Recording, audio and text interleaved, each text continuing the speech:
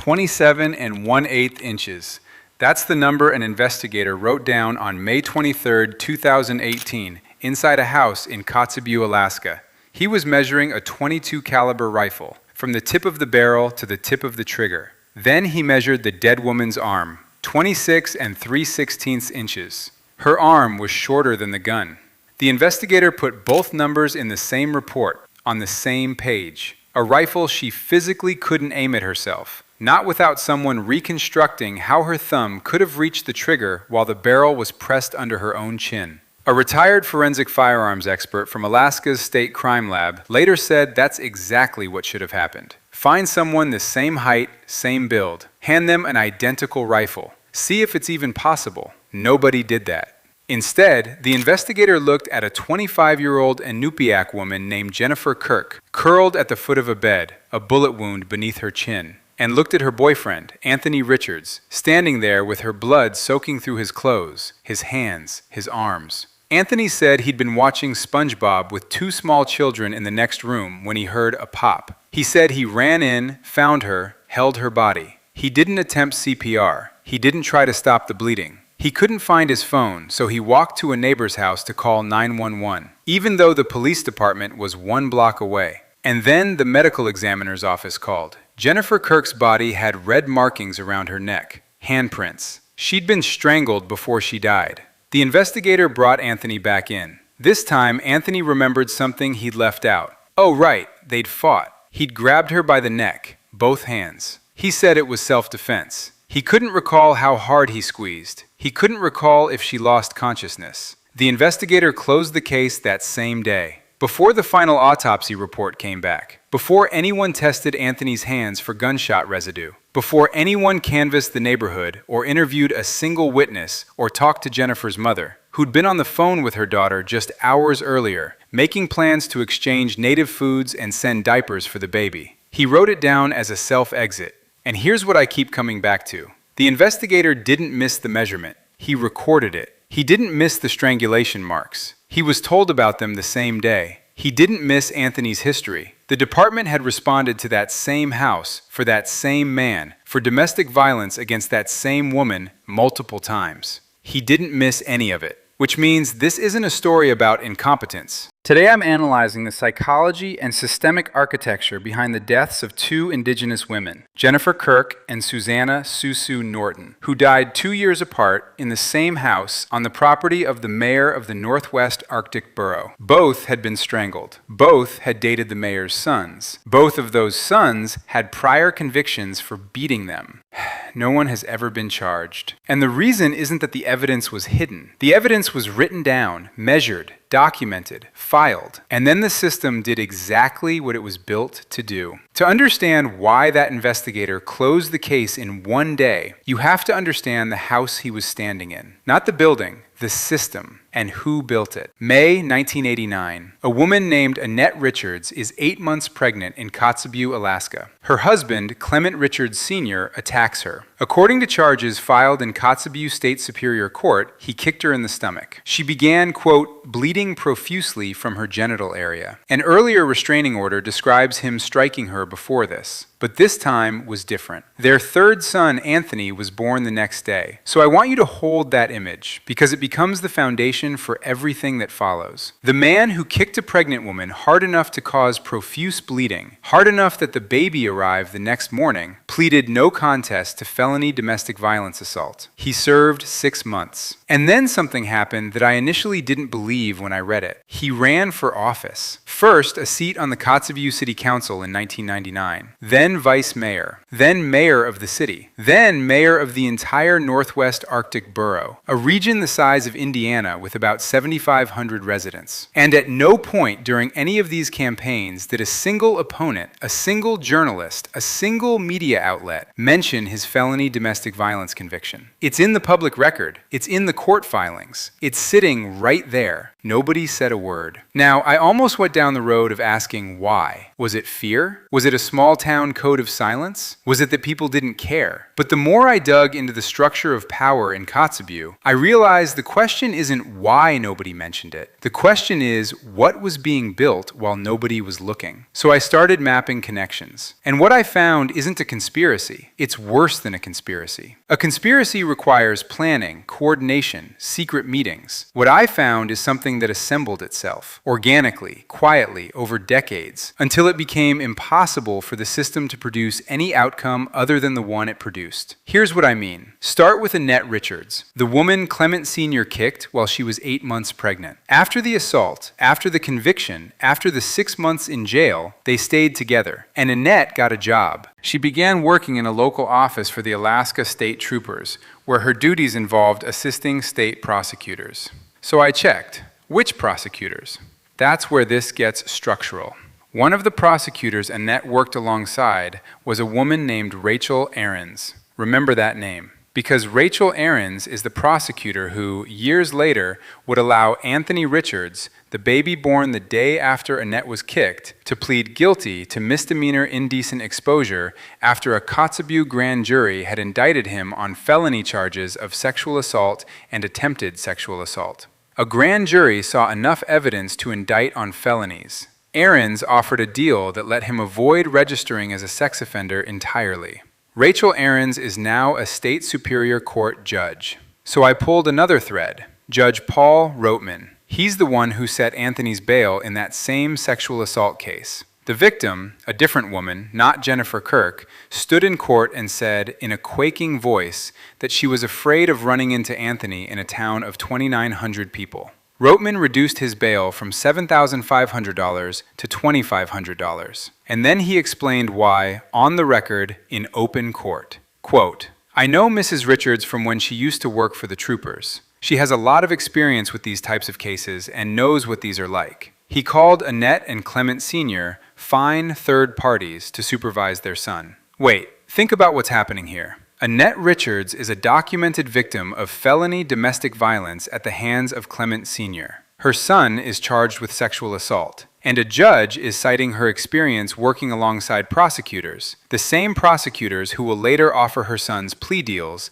as a reason to lower bail. He's citing her husband's elected office as a stabilizing factor. The Alaska Judicial Code of Conduct states that a judge shall not allow family, social, political, or other relationships to influence the judge's judicial conduct or judgment. Rotman didn't just allow it, he cited it out loud.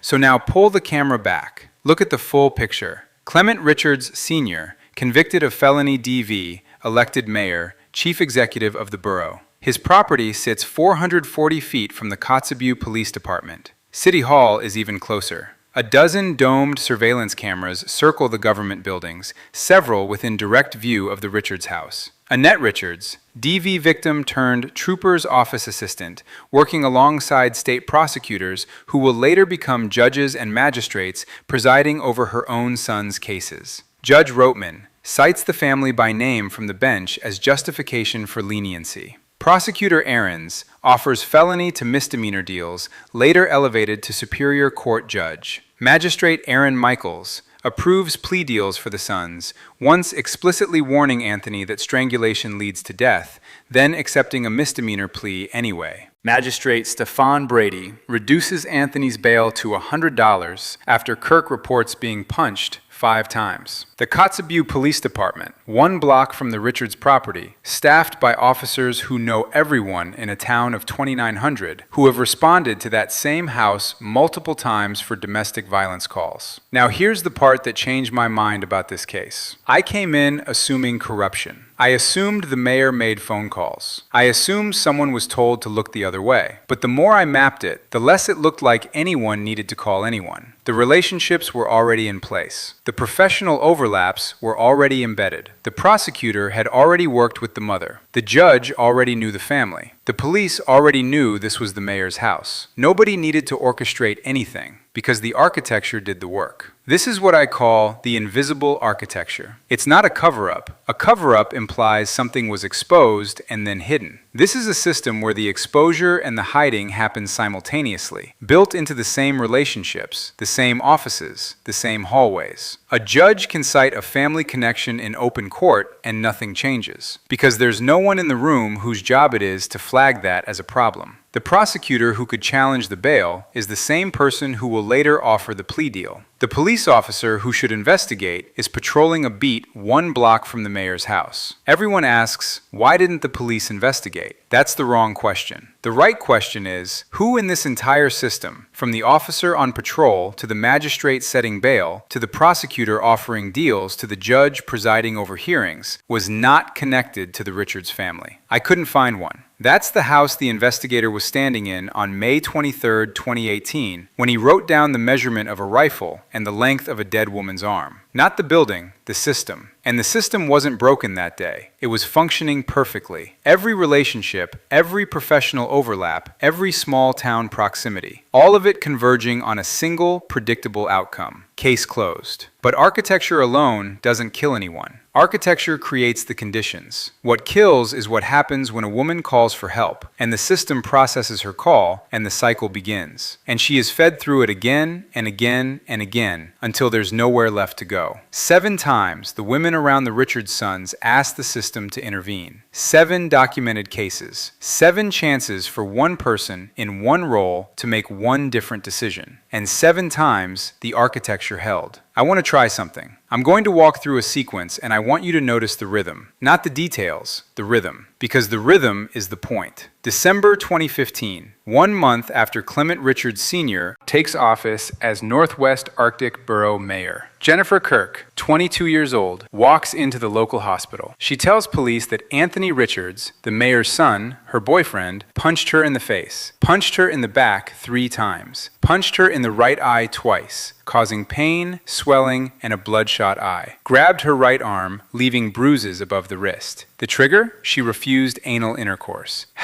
An officer goes to the mayor's property to investigate. Clement Sr. opens the door, appearing, quote, extremely intoxicated. He asks, "How can I help you?" 3 times, speaking over the officer. Then slams the door shut. The officer leaves. Anthony is eventually arrested. Magistrate Stephen Brady sets bail, $100. Now let me show you the same pattern 18 months later. March 14th, 2017. Kirk calls police again. She's at the mayor's house. She tells the responding officer that she arrived from the airport, went to see Anthony, they started drinking, and she wanted to go back to her hotel. She even offered to take Anthony with her. He didn't want her to leave. She says he slammed her onto the bedroom floor, sat on top of her with his full body weight, suffocating her. She struggled. Pinched him hard enough that he got off. She sat on the bed. Calmly told him again she wanted to leave. He climbed onto the bed, pushed her down, put both hands around her neck, and squeezed. Jennifer told police her vision started to narrow. She couldn't breathe. She was terrified of passing out.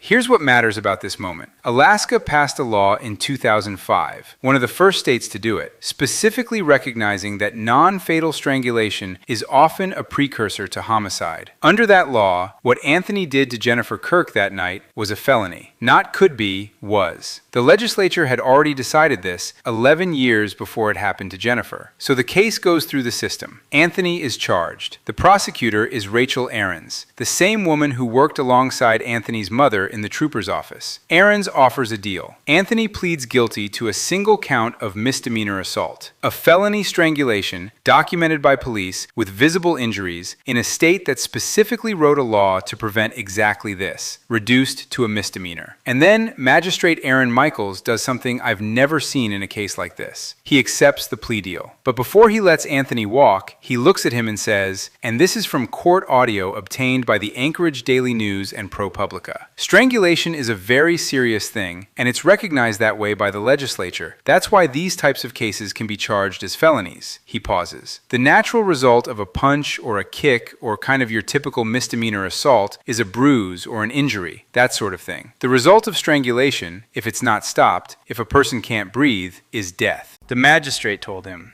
out loud, on the record, he told Anthony Richards that what he did to Jennifer Kirk leads to death. He acknowledged the legislature had written a law specifically to treat this as a felony, and then he signed off on the misdemeanor. October 2017, Anthony walks out. 14 months later, Jennifer Kirk is found with strangulation marks on her neck and a bullet under her chin. The magistrate's own words became the autopsy finding. Now, my first reading of this pattern was straightforward. Overworked prosecutors, underfunded courts, a small town where everyone knows everyone, and the path of least resistance is a plea deal. I almost accepted that. It's the charitable explanation. It's the one that makes the system look like it's failing rather than functioning. But then I checked something that broke that reading apart. Rachel Ahrens. I kept seeing her name. She's the prosecutor in the 2017 strangulation case, the one she pled down to misdemeanor assault. So I went back further. The 2014 sexual assault case, where a Kotzebue grand jury indicted Anthony on felony charges of sexual assault and attempted sexual assault.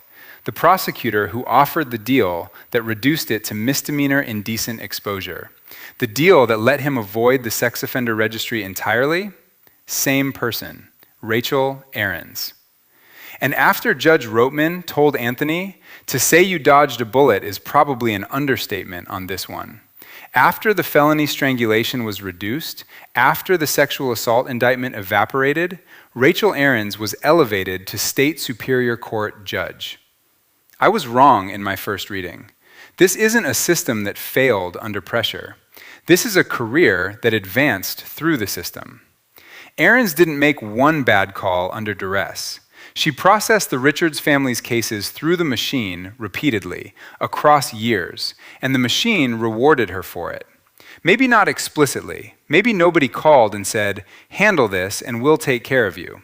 But the architecture doesn't need phone calls. It needs proximity. It needs familiarity.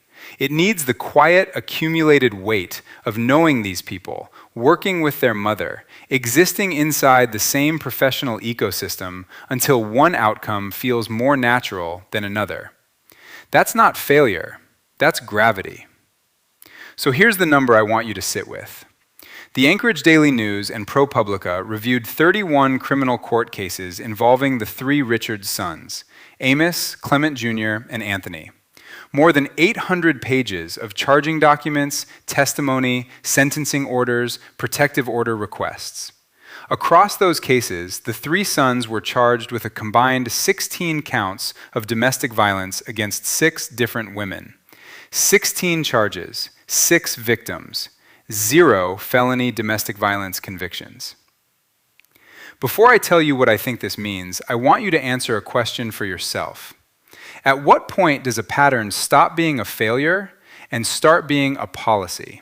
Because the pattern doesn't just repeat, it escalates. And what's devastating is that the escalation is documented in real time by the very people who could have stopped it. Let me show you the full sequence. Not every detail, the rhythm. 2013, a woman reports Clement Richards Jr. punched her in the face. Charged with DV assault. Pleads guilty to harassment. Suspended sentence. Conviction scrubbed from public record. 2014, a different woman. Grand jury indicts Anthony for felony sexual assault. Ahrens offers deal. Misdemeanor indecent exposure. Roatman reduces bail, citing the family. You dodged a bullet. December 2015. Kirk reports Anthony punched her 5 times, including twice in the eye. Mayor slams door on police. Brady sets bail at $100. March 2017. Kirk reports Anthony strangled her until her vision narrowed. Ahrens reduces to misdemeanor. Michelle's warns.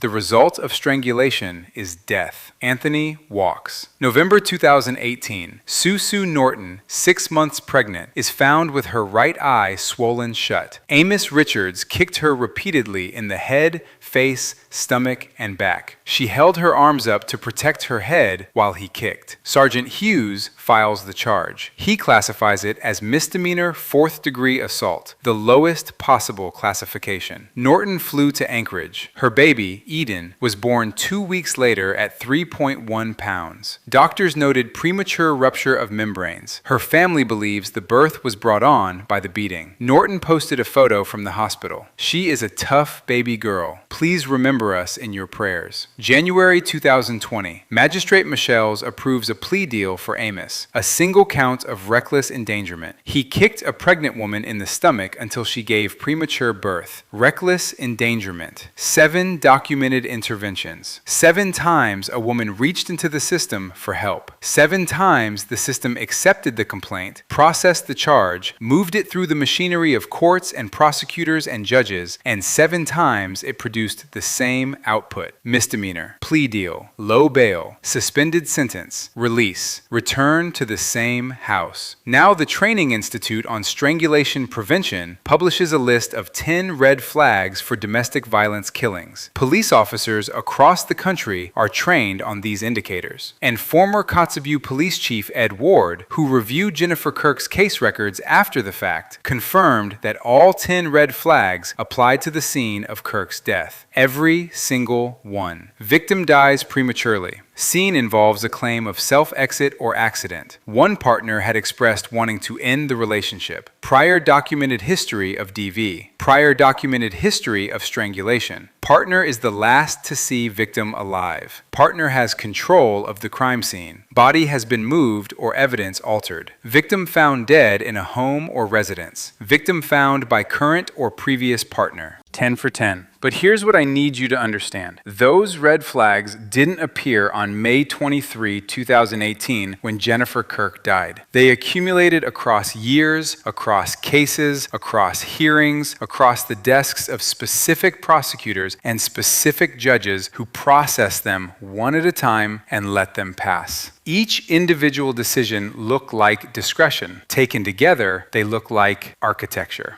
And the architecture held. 7 times the system processed a warning. 7 times it cycled the same men back to the same house, to the same women, with lighter consequences each round. And on May 23, 2018, the 8th call came from the mayor's property. But this time, Jennifer Kirk wasn't calling.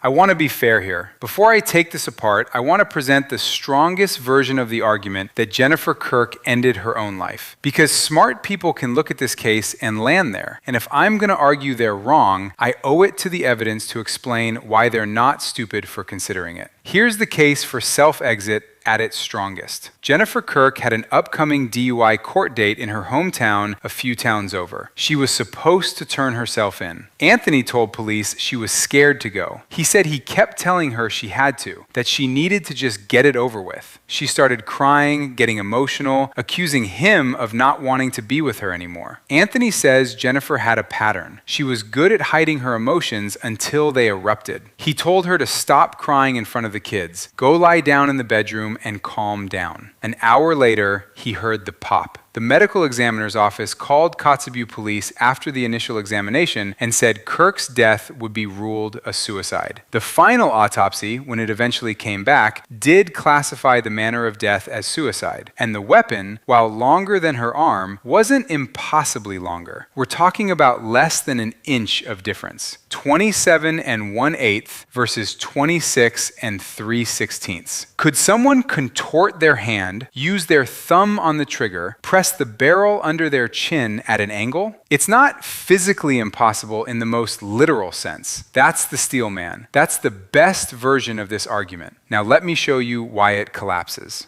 Actually, before I do, I need to back up because something about Anthony's account bothered me before I even got to the forensics, and it took me a while to figure out what it was. He told police he was in the living room watching SpongeBob with the kids. Jennifer went to the bedroom. An hour passed. He heard a pop. He ran in, found her, picked her up, held her. He didn't attempt CPR. He didn't try to stop the bleeding. He said he couldn't find his phone, so instead of running 1 block to the police department, he went to a neighbor's house and told them to call 911. Then he came back and held her body. That's how officers found him, coated in her blood, holding her in the bedroom. And I kept reading that and thinking, Something's wrong with the sequence. Not obviously wrong. Wrong in the way a sentence is wrong when the grammar is correct, but no human would actually say it that way. So I checked his prior statements. The ones from 2017, when he strangled Jennifer until her vision narrowed, and from 2015, when he punched her 5 times. In both of those reports, Anthony's behavior after the violence follows the same pattern. He presents a clean narrative, omits the violence, and only admits to it when confronted with evidence. In 2018, he did it again. First interview. I was watching TV, heard a pop, found her. Clean, simple, no mention of a fight. Then the ME calls with the strangulation marks. Second interview. Oh right, they fought. He grabbed her neck, both hands, self-defense. Doesn't know how hard, doesn't know if she went unconscious. He didn't forget, he withheld it. And he only amended his story when the physical evidence forced him to. That's not how an innocent partner in shock behaves. That's how someone manages information. Now the forensics. Robert Shem is a retired firearms expert who spent his career at the Alaska State Crime Laboratory. This is the man who first established the forensic link among the victims of Alaska serial killer James Dale Ritchie in 2016. He's not a podcaster speculating. He's the person the state of Alaska trusted to connect bullets to bodies in a serial murder investigation. When ProPublica showed him the details of Kirk's case, Shem said, quote, "Before I would write it off as a suicide myself, I would probably try to locate somebody of the same size and build and use that rifle, or one similar to it, with the same length barrel and configuration, demonstrate that it's completely unloaded, and see if the person can lean over and potentially get their thumb in position to pull the trigger." That reconstruction never happened. Nobody of Kirk's height and build, 5'5", was ever asked to handle that rifle. Nobody tested whether a thumb could physically reach the trigger while the barrel was positioned under the chin. The investigator measured the gun, measured the arm, wrote both numbers down, and moved on. But it's not just the measurement. Stack it. Jennifer Kirk's arm was shorter than the rifle. Her neck had handprints, not redness, not vague markings, handprints indicating strangulation. Her boyfriend admitted to strangling her that same day. That boyfriend had a documented, court-recorded history of strangling her before, so severe that a magistrate explicitly warned him it could lead to death. She was making plans with her mother hours before she died, sending diapers, exchanging native foods, beluga muktuk for springtime smelt from Buckland. Her father, Timothy Gavin, said there were no signs. Quote, "We never seen that in her. No signs, nothing." So it's hard to believe she did that to herself.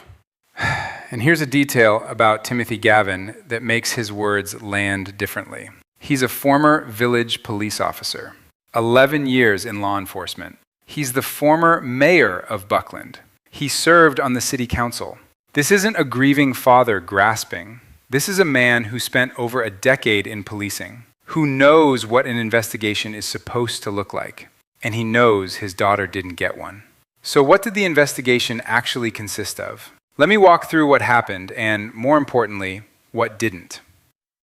What happened? 2 officers arrived. They observed the scene. They observed Anthony holding the body.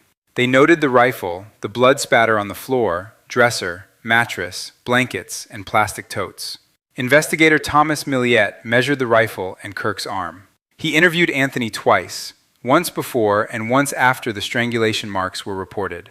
He spoke with the medical examiner's office by phone. He closed the case. Now here's what didn't happen. Nobody tested Anthony Richards' hands or clothing for gunshot residue. If Jennifer fired that rifle, the residue would be on her hands. If someone else fired it, the residue pattern changes.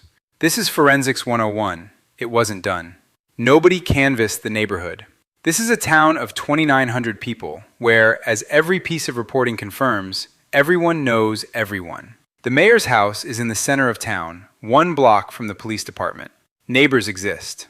Nobody knocked on a single door. Nobody interviewed witnesses. Not one. Not a neighbor, not a friend, not a family member. Nobody called Jennifer Kirk's mother. Dora Stalker had talked to Jennifer hours before she died. They were making plans. If you're investigating a potential suicide, one of the most basic steps is to establish the victim's state of mind in the hours leading up. Stalker could have told them, was telling anyone who'd listen, years later, that nothing seemed wrong. They were planning to send each other food. Jennifer asked about diapers for her daughter. Nobody searched the house thoroughly. Nobody processed the scene the way a potential homicide scene is processed, because they never treated it as one. Nobody pursued Anthony's documented history, his prior strangulation arrest, his prior assault arrests, the pattern of escalation that any officer trained in domestic violence lethality assessment would immediately recognize. And nobody waited for the final autopsy. The case was closed on May 23, 2018, the same day Jennifer died. Milliet noted in his report that the ME's office had called to say the death would be ruled a suicide, with final findings to be sent later. He didn't wait for those findings. He closed it based on a phone call summary. So I wanted to know, what happened to Thomas Milliet's career after he closed a case in one day, with strangulation marks on the body, a gun longer than the victim's arm, a boyfriend who admitted to choking her, and a documented history of domestic violence that checked every red flag on the National Lethality Assessment? So I checked. He became the chief of police. Thomas Milliet, the investigator who closed Jennifer Kirk's case before the autopsy came back, was promoted to run the Kotzebue Police Department. And in that role,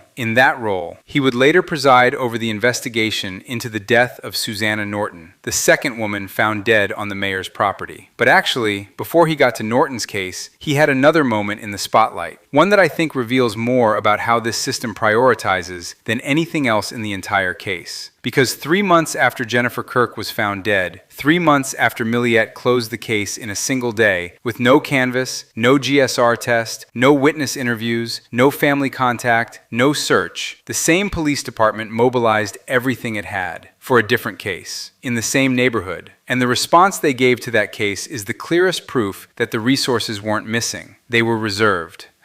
September 6, 2018, 3 months after Jennifer Kirk's case is closed. A 10-year-old girl named Ashley Johnson Barr doesn't come home. Everyone in Kotzebue knows Ashley. People describe her as the kind of kid who seemed to be everywhere at once, picking blueberries with her family one minute, showing up at 5 different church services and Bible studies the next. If there was a body of water, she was probably trying to swim in it. That Thursday evening, she went to the playground at the town center. She had a phone. It was normal for kids in Kotzebue to be out like this. And then she was gone.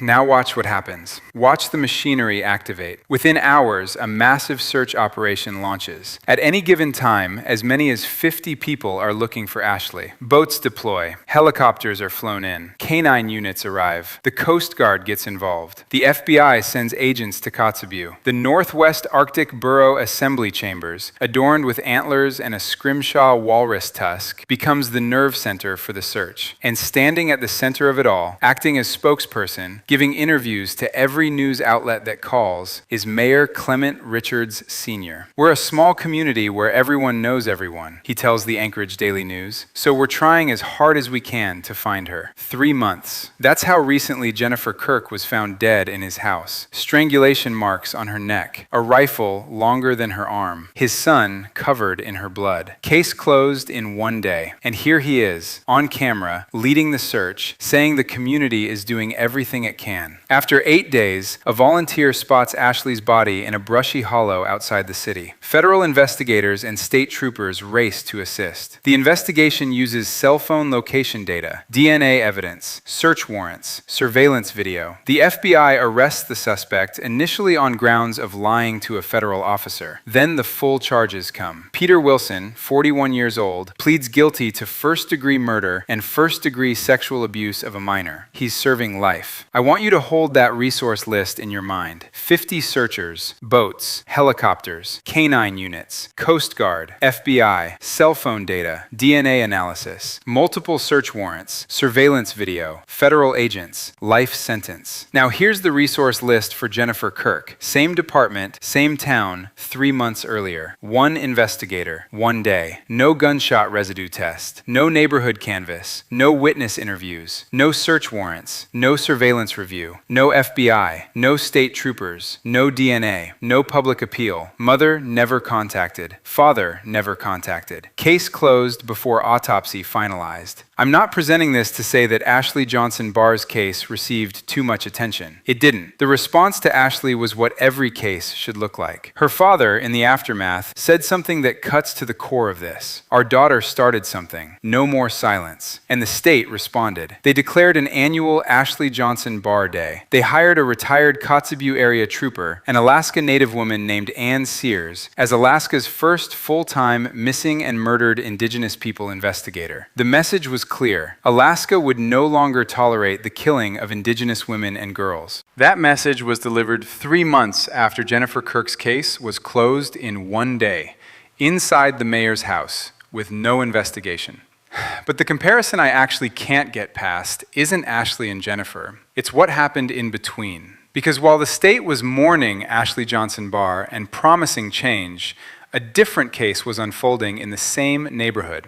And the Kotzebue Police Department, now led by Thomas Milliet, the investigator who closed Kirk's case, did not hesitate to mobilize. Milliet, as chief, puts out a public statement. Quote, "The Kotzebue Police Department suspects foul play and is pursuing all investigative leads. Officers release surveillance footage. They distribute a photo of the suspect. They ask the public for tips. Volunteers raise thousands of dollars in reward money. The story runs across Alaska for days. A tipster comes forward, identifies the suspect from the surveillance photo. The suspect is dragged into court. He pleads guilty to a felony. In Judge Rotman's courtroom, the victim was the city fire department's pet husky."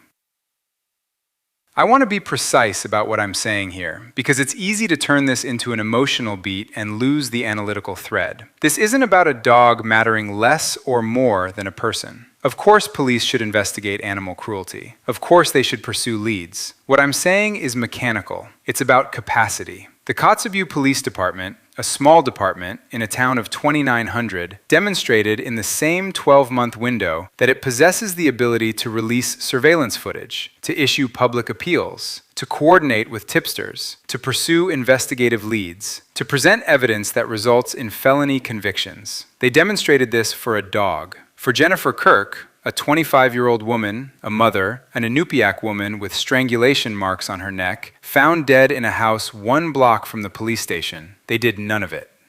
Same department, same chief, same year. So the question isn't whether the resources existed. They existed. The question is the decision tree. When a case arrives at the Kotzebue Police Department, what determines whether the full machinery activates or whether the case is closed in 24 hours? And I keep coming back to 2 variables: who the victim is and who the suspect is connected to. When the victim is a dog and the suspect is nobody important, full mobilization, surveillance, public appeal, felony conviction. When the victim is an Indigenous woman and the suspect is the mayor's son, 1 investigator, 1 day, self-exit. Now, there's a detail that I almost skipped because it seemed too small, but it's not small. It's the kind of detail that only means something once you see the full pattern. The felony conviction for the Husky's killer was entered in Judge Rotman's courtroom. The same Judge Rotman who reduced Anthony Richards' bail while citing the family's connections. The same courtroom that processed plea deal after plea deal for the Richards sons. For a dog, this courtroom could produce a felony. For the women those sons beat and strangled, misdemeanors. Harassment, reckless endangerment, indecent exposure. Same courtroom, different outcomes. The variable is who's standing in it. And through all of this, the Husky investigation, the Ashley Johnson Barr search, the mayor standing at podiums and giving interviews, Norton is still alive. She's cooking caribou stew with pilot bread crackers to feed the volunteers searching for Ashley. She's changed her Facebook profile to display a red handprint across her closed mouth, the symbol of the missing and murdered Indigenous women movement. She's living 3 doors down from the house where Jennifer Kirk died, and she's still dating the mayor's oldest son. 20 months after the Kotzebue Police Department hunted the Husky's killer with surveillance photos and reward money, the department gets another call. Same address, same property, another body. But this time, the autopsy doesn't say self-exit. January 19th, 2020.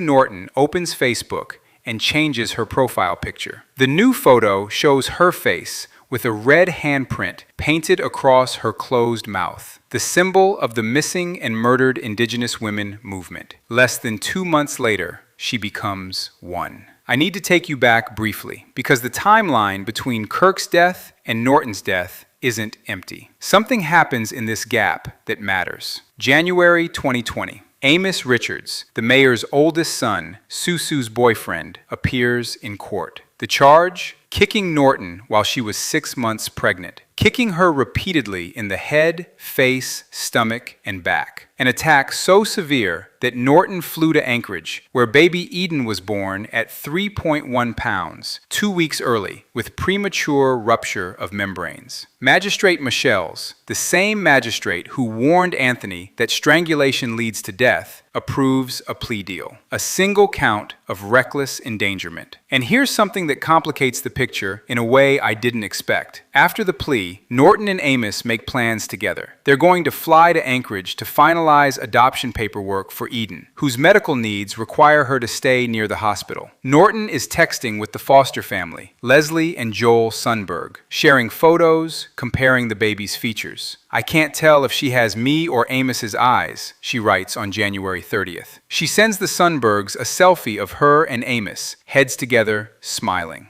Amos texts the foster parents frequently, asks how Eden is feeling, discusses the adoption, and then, 5 days before they're supposed to sign the adoption papers, Amos stops responding to texts.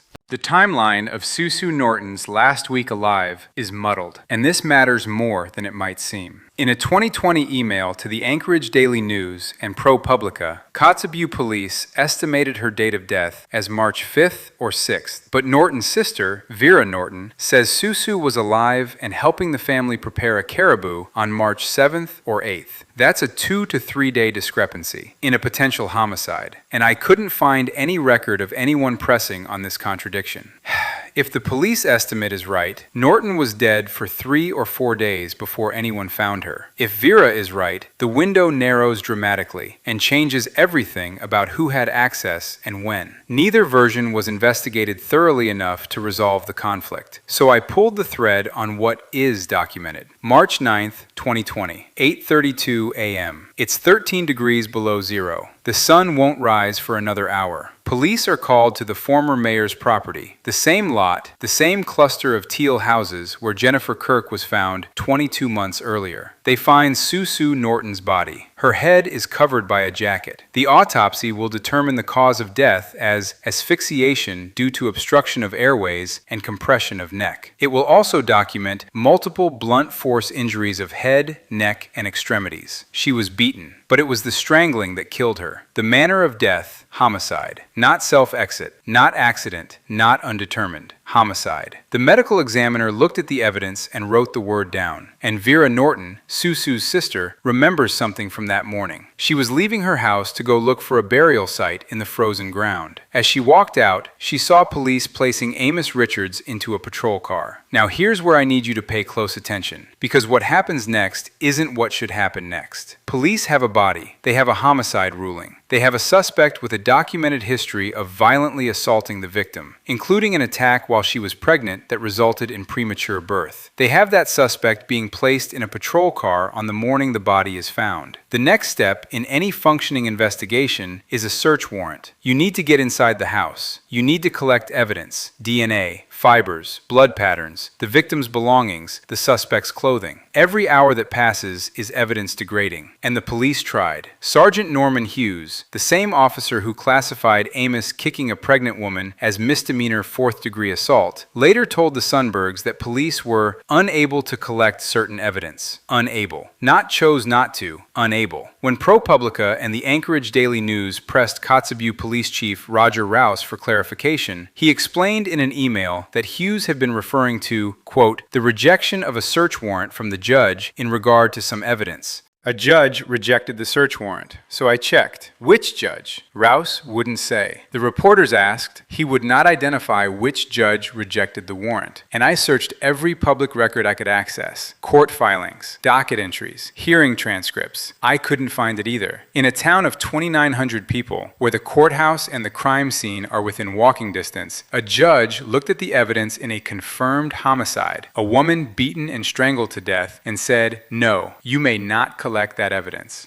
And that judge's name is being protected. Everyone asks, why hasn't anyone been charged in Susu Norton's death? That's the wrong question. The right question is, who rejected the search warrant and why won't anyone say the name? Because without that warrant, the evidence sat. Whatever was inside that house, on Amos's clothing, on the surfaces, in the rooms, was left uncollected. And once evidence goes uncollected in a homicide case, the architecture doesn't need to do anything else. Time does the rest. Memories fade. Witnesses relocate. The case grows cold not because it was unsolvable, but because the window for solving it was closed by a judge in a decision that nobody will explain. And the investigation that followed the rejected warrant matched the pattern exactly. Police never told Mama Sue Norton that her daughter had been strangled. She learned the cause of death when a death certificate arrived in the mail. Homicide. She read it on a piece of paper in her house, 230 feet from where her daughter died. Police never interviewed Mama Sue. 3 doors down. Never knocked. Police never interviewed Vera Norton, Susu's sister, who saw Amos being placed in the patrol car. Police never interviewed the neighbors who live between Mama Sue's house and the Richards property. Neighbors who, according to ProPublica, regularly visit with Amos and Anthony Richards. Police never asked the public for help. No press conference. No surveillance photos. No tip line. No reward money. Remember, this is the same department that released surveillance footage and solicited public tips to find who killed a dog. For a confirmed homicide of a 30-year-old mother of 3, they said nothing. And those dozen domed surveillance cameras circling City Hall and the government buildings, several within direct view of the Richards property, 440 feet from the police lobby, I couldn't find any record of that footage being pulled or reviewed. Amos skipped the funeral. Mama Sue suffered a stroke months after her daughter's death. She temporarily lost the ability to speak. When she recovered, when she could form words again, the first thing she said about the case was this, quote, "My family is not going to have peace until they know that they found someone that did this to her." In 2021, Leslie Sundberg, the foster mother who adopted Amos and Susu's daughter Eden, filed a formal complaint with the Alaska Police Standards Council against the Kotzebue Police Department. She accused the department of dishonesty and untruthfulness.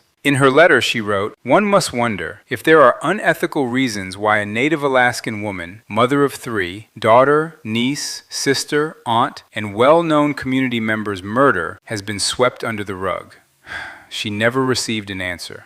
In 2022, Alaska's first full-time MMIP investigator, Ann Sears, began looking into Norton's case. She met with Eden's foster family. Then she resigned, 5 months into the job. She declined to explain why. State Troopers took over the investigation. They told the family they'd travel to Kotzebue over the summer to investigate. The family says that didn't happen. A department spokesperson said in late 2023 that investigators hadn't yet visited Kotzebue for the case. In February 2025, the MMIP unit finally traveled to Kotzebue and asked the public for help. Nearly 5 years after Norton was found dead. As of today, no one has been charged. 2 women, same house, same property, same family. Both Inupiaq. Both had documented histories of being beaten and strangled by the mayor's sons. Both found with strangulation evidence. Both born on August 21st. Jennifer Kirk's case was closed in 1 day and called a self-exit. Susu Norton's case was ruled a homicide, and a judge blocked the search warrant. Different mechanisms, same architecture, same outcome. Nothing. And I think that's what makes this case so difficult to sit with. It's not that the system broke. If it broke, you could fix it. Replace the broken part. It's that the system ran, twice, and produced the exact result it was designed to produce. The relationships held. The proximity held. The gravity held. Different officers, different years, different women, different sons, and the machine output the same answer both times. So what does all this mean? Not just for Kotzebue, not just for the Richards family, not just for Alaska, but for the question that's probably forming in your mind right now. The one you don't want to ask because you already already suspect the answer. I think most people watching this have been asking some version of the same question since the hook. How does this happen? How does a woman die in a mayor's house with strangulation marks on her neck and nobody gets charged? How does a second woman die in the same house 2 years later, ruled a homicide, and a judge blocks the search warrant? How does this happen in a country with an FBI, a Department of Justice, a state trooper system? And I think the instinct is to locate this story somewhere far away. Kotzebue is above the Arctic Circle. It's closer to Russia than to Anchorage. 3,000 people, permafrost, perpetual darkness half the year. It's easy to file this under remote, under unique circumstances, under that couldn't happen here. But I want to challenge that, not with a lecture, with a question. In your town, wherever you are, do you know who your local magistrate is? Do you know if they worked with the same prosecutors who appear in their courtroom? Do you know whether the officer who responds to a domestic violence call has discretion over whether to classify it as a misdemeanor or flag it as a felony? Do you know if the judge setting bail has a professional history with the defendant's family? Because in Kotzebue, nobody knew either. Not really. The relationships were all technically public. Annette Richards' employment, public. Judge Rotman's comments about the family, on the record, in open court. Prosecutor Aaron's plea deals, filed in court dockets. Milliet's one-day investigation, documented in a police report that was eventually obtained through public records requests. None of this was secret. All of it was invisible. And that's the architecture's most effective feature. It doesn't hide. It just doesn't announce itself. It sits in the overlap between professional networks and personal familiarity, in the gap between what's technically on the record and what anyone actually tracks. The judge mentions he knows the family, and the transcript exists, but nobody reads transcripts. The prosecutor offers the same defendant a deal for the third time, and each deal is filed separately, in a different case number. So the pattern only emerges when someone pulls all 31 cases and stacks them side by side. ProPublica and the Anchorage Daily News did that. It took investigative journalists, months of work, 800 pages of court documents, and public records fights with a police department that was, quote, suspiciously slow to respond. Who's doing that for your town? Now let me give you the numbers that frame why this matters beyond one family in one borough. Women in Alaska are 2.5 times more likely than the national average to be killed by a man. For Indigenous women specifically, the murder rate is 10 times the national average. More than 4 in 5 Indigenous women experience violence in their lifetimes. On any given day, thousands of Indigenous women and girls are listed as missing across various federal databases. And here's the number that holds all of this in place. There is no comprehensive federal database that tracks missing and murdered Indigenous women and girls. Not one. The existing databases are incomplete and inconsistent. There isn't even a reliable identifier for Indigenous status, meaning when someone goes missing, there's often no way to mark them as Indigenous in the system. You can't count what you don't categorize, and you can't prioritize what you can't count. Advocates describe it this way, and this is the most precise articulation of the problem I've encountered. Indigenous women disappear 3 times. First in life, then in the media, then in the official records. Jennifer Kirk's death never made the news. Not in 2018, not until ProPublica published their investigation in November 2023, 5.5 years later. Congress has passed legislation, Savannah's Act, the Not Invisible Act. Alaska created an MMIP council in 2021 and hired an investigator in 2022. That investigator, Ann Sears, an Alaska Native woman, a retired Kotzebue area trooper, lasted 5 months before she resigned. And I want to be careful not to end this section on a note of helplessness, because that's what the architecture feeds on. The feeling that it's too big, too entrenched, too far away, too structural to change. That's the same feeling that kept neighbors from asking questions about the Richards property, that kept journalists from mentioning Clement's conviction during his campaigns, that kept officers from knocking a second time when the mayor slammed the door. The architecture doesn't need your opposition to survive. It just needs your assumption that it's someone else's problem. Ashley Johnson Barr's father said it. Our daughter started something. No more silence. The resources mobilized for Ashley proved what's possible. Boats, helicopters, FBI, DNA, surveillance, conviction, life sentence. In the same town, the same department. The tools exist. They proved it. The question was never whether the system could work. The question is who it works for. 2 quotes. That's all I want to leave you with. The first is from a courtroom. State Superior Court Judge Paul Roteman is speaking to Anthony Richards. A Kotzebue grand jury has indicted Anthony on felony charges of sexual assault and attempted sexual assault. But the prosecutor has offered a deal. Misdemeanor indecent exposure. No sex offender registry. Anthony takes it. And as the hearing closes, the judge looks at him and says, "To say that you dodged a bullet is probably an understatement on this one." The second is from a house. It's a small house, built by hand, with no indoor plumbing and no running water. It sits 230 feet from the property where Susanna Susu Norton was found beaten and strangled to death. The woman speaking is Susu's mother, Susanna Mama Sue Norton, a devout Christian, a retired tribal doctor who practiced traditional medicine in Inupiaq villages, a woman who suffered a stroke after her daughter's death and temporarily lost the ability to speak. When the words came back, she said, "My family is not going to have peace until they know that they found someone that did this to her." A judge told a man he dodged a bullet. 2 women didn't.